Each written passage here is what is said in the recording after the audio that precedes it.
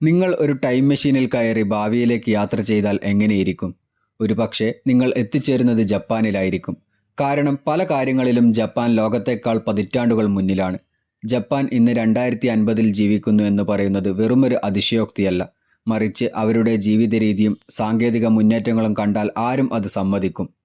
എന്തുകൊണ്ടാണ് ജപ്പാനെ ഇങ്ങനെ വിശേഷിപ്പിക്കുന്നത് എന്ന് നമുക്ക് ഈ വീഡിയോയിലൂടെ നോക്കാം. ജപ്പാൻ സാങ്കേതിക വിദ്യയുടെ കാര്യത്തിൽ എന്നും ലോകത്തിന് വഴികാട്ടിയാണ്.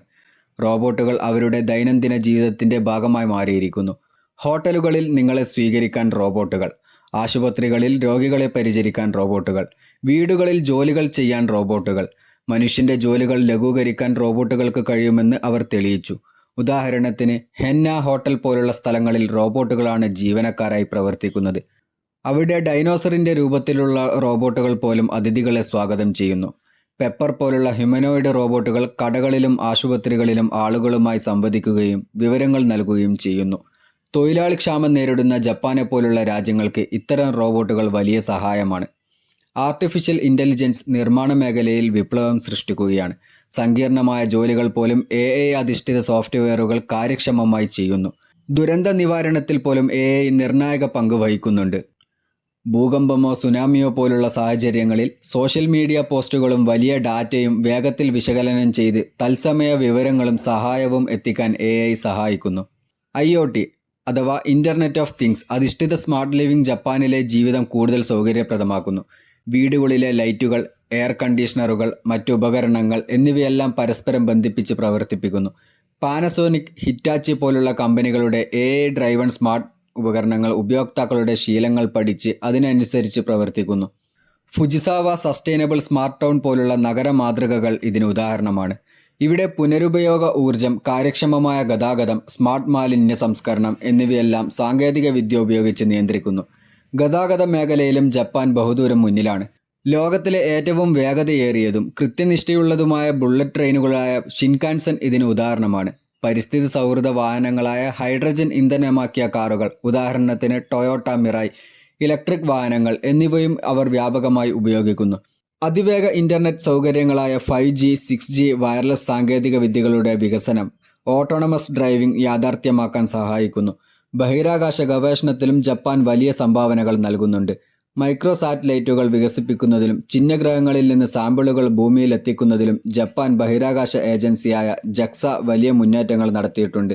ഇത് അവരുടെ ശാസ്ത്ര സാങ്കേതിക മികവിൻ്റെ മറ്റൊരു ഉദാഹരണമാണ്. ജീവിതശൈലിയുടെ രഹസ്യങ്ങൾ സാങ്കേതിക വിദ്യയിൽ മാത്രമല്ല, ജീവിത രീതിയിലും ജപ്പാൻകാർ ലോകത്തിന് മാതൃകയാണ്.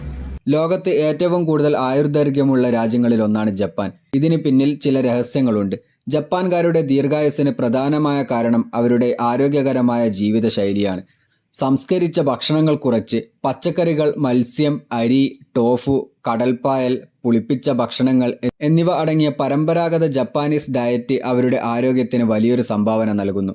ചെറിയ അളവിൽ ഭക്ഷണം കഴിക്കുന്നതും വയറു നിറയുന്നതിന് മുമ്പ് നിർത്തുന്നതും അവരുടെ ശീലമാണ്. ഈയൊരു ശീലത്തിന് ഹാര ഹാച്ചിബു എന്നാണ് പറയുന്നത്. ഇത് അമിതവണ്ണം തടയാൻ സഹായിക്കുന്നു. പ്രായമായവരും സജീവമായിരിക്കുന്നു എന്നതാണ് മറ്റൊരു പ്രത്യേകത. അവർ നടക്കാനും പൂന്തോട്ട പരിപാലനം നടത്താനും വീട്ടുജോലികൾ ചെയ്യാനും ഇഷ്ടപ്പെടുന്നു. ഇത് അവരുടെ ശാരീരിക ക്ഷമത നിലനിർത്താൻ സഹായിക്കുന്നു. ജീവിതത്തിൽ ഒരു ലക്ഷ്യം കണ്ടെത്തുക എന്ന ജപ്പാനീസ് ആശയമാണ് ഇക്കിഗായ്. ഇത് ജപ്പാൻകാർക്ക് സന്തോഷവും സംതൃപ്തിയും നൽകുന്നു. ജോലി, ഹോബികൾ, സാമൂഹിക ബന്ധങ്ങൾ എന്നിവയിലൂടെ അവർ ജീവിതത്തിന് ഒരു അർത്ഥം കണ്ടെത്തുന്നു. ശക്തമായ സാമൂഹിക ബന്ധങ്ങളും കുടുംബ പിന്തുണയും ജപ്പാൻകാരുടെ ജീവിതത്തിൻ്റെ അവിഭാജ്യ ഘടകമാണ്. കൂടാതെ പതിവായ ആരോഗ്യ പരിശോധനകൾ, രോഗം വരുന്നതിന് മുമ്പ് തടയുന്നതിനുള്ള നടപടികൾ എന്നിവ അവരുടെ ആരോഗ്യ സംരക്ഷണ സംവിധാനത്തിൻ്റെ ഭാഗമാണ്. ജപ്പാൻ സർക്കാർ നടപ്പിലാക്കുന്ന സൊസൈറ്റി 5.0 എന്ന സംരംഭം സാങ്കേതിക വിദ്യയെ മനുഷ്യജീവിതവുമായി സമന്വയിപ്പിച്ച് ഒരു സൂപ്പർ സ്മാർട്ട് സമൂഹം കെട്ടിപ്പടുക്കാൻ ലക്ഷ്യമിടുന്നു. ഇത് മനുഷ്യരുടെ ആവശ്യങ്ങൾ നിറവേറ്റുകയും സാമൂഹിക പ്രശ്നങ്ങൾ പരിഹരിക്കുകയും ചെയ്യുന്നു. ജപ്പാനിലെ ദൈനംദിന ജീവിതം അവിശ്വസനീയമാം വിധം കാര്യക്ഷമവും സൗകര്യപ്രദവുമാണ്. ജപ്പാനിലെ നഗരങ്ങൾ വളരെ വൃത്തിയുള്ളതാണ്. പൊതുസ്ഥലങ്ങളിൽ മാലിന്യം വലിച്ചെറിയുന്നത് അവർ ഒഴിവാക്കുന്നു. മാലിന്യ സംസ്കരണത്തിൽ അവർ അതീവ ശ്രദ്ധ പുലർത്തുന്നു. ജാപ്പനീസ് ബാത്റൂമുകളിലെ ഹൈടെക് ഇന്നോവേഷനുകൾ, വിപ്ലവകരമായ സ്റ്റേഷനറി ഉൽപ്പന്നങ്ങൾ, റെയിൽവേ സ്റ്റേഷനുകളിലെ ഷോപ്പിംഗ് മാളുകൾ എന്നിവയെല്ലാം ജീവിതം കൂടുതൽ എളുപ്പമാക്കുന്നു. ജപ്പാനിൽ വെൻഡിംഗ് മെഷീനുകൾ എല്ലായിടത്തും കാണാം. സാധാരണ പാനീയങ്ങൾ, ലഘുഭക്ഷണങ്ങൾ എന്നിവ കൂടാതെ ചൂടുള്ള നൂഡിൽസ്, ഫ്രഷ് ഫ്രൂട്ട്സ്, മാസ്കുകൾ, കുറഞ്ഞ വിലയിൽ ആവശ്യാനുസരണം വാങ്ങാവുന്ന ലഘുഭക്ഷണങ്ങൾ തുടങ്ങി പലതരം ഉൽപ്പന്നങ്ങൾ ഇവയിലൂടെ ലഭ്യമാകും. ഇത് കോണ്ടാക്ട്ലെസ് വാങ്ങലുകൾക്ക് വളരെ സഹായകമാണ്. ജപ്പാൻകാർ സമയത്തിന് വലിയ വില കൽപ്പിക്കുന്നു. പൊതുഗതാഗത സംവിധാനങ്ങളും മറ്റ് സേവനങ്ങളും കൃത്യസമയത്ത് പ്രവർത്തിക്കുന്നു. ട്രെയിനുകൾ 1 മിനിറ്റ് വൈകിയാൽ പോലും അവർ യാത്രക്കാരോട് ക്ഷമ ചോദിക്കുന്നത് സാധാരണ കാഴ്ചയാണ്. എല്ലാ മുന്നേറ്റങ്ങൾക്കിടയിലും ജപ്പാൻ ചില വെല്ലുവിളികൾ നേരിടുന്നുണ്ട്. ലോകത്ത് ഏറ്റവും വേഗത്തിൽ ജനസംഖ്യ വയസ്സായിക്കൊണ്ടിരിക്കുന്ന രാജ്യമാണ് ജപ്പാൻ. 2050ഓടെ 65 വയസ്സിന് മുകളിലുള്ളവരുടെ എണ്ണം മൊത്തം ജനസംഖ്യയുടെ 38.8% ഉയരുമെന്ന് കണക്കാക്കപ്പെടുന്നു. ഇത് തൊഴിൽ ശക്തിയിലും സാമൂഹിക സുരക്ഷാ സംവിധാനങ്ങളിലും വലിയ സ്വാധീനം ചെലുത്തും. ഈ വെല്ലുവിളികളെ നേരിടാൻ റോബോട്ടുകളെയും AI-യെയും കൂടുതൽ ആശ്രയിക്കുന്നു. എന്നിരുന്നാലും ജപ്പാൻ എപ്പോഴും പുതിയ സാങ്കേതിക വിദ്യകൾ വികസിപ്പിക്കാനും ജീവിത നിലവാരം മെച്ചപ്പെടുത്താനും ശ്രമിച്ചുകൊണ്ടേയിരിക്കുന്നു. അതുകൊണ്ട് തന്നെ ജപ്പാൻ ഇന്ന് 2050-ൽ ജീവിക്കുന്നു എന്ന് പറയുന്നത് ഒരു അതിശയോക്തിയല്ല, മറിച്ച് അവരുടെ കാഴ്ചപ്പാടിൻ്റെയും മുന്നേറ്റത്തിൻ്റെയും പ്രതിഫലനമാണ്. ഭാവിയിലേക്ക് നോക്കുമ്പോൾ ജപ്പാന് ലോകത്തിന് ഇനിയും ഒരുപാട് കാര്യങ്ങൾ നൽകാനുണ്ട്. ലോകമാകെ വെച്ച് നോക്കുമ്പോൾ ഇന്ത്യ ഇന്നും 1980 കാലഘട്ടങ്ങളിലാണ് ജീവിക്കുന്നത് എന്ന് പറയപ്പെടുന്നത് എന്തുകൊണ്ടാണ്? നിങ്ങളുടെ നിർദ്ദേശങ്ങളും അഭിപ്രായങ്ങളും താഴെ കമൻറ്റ് ചെയ്യുക.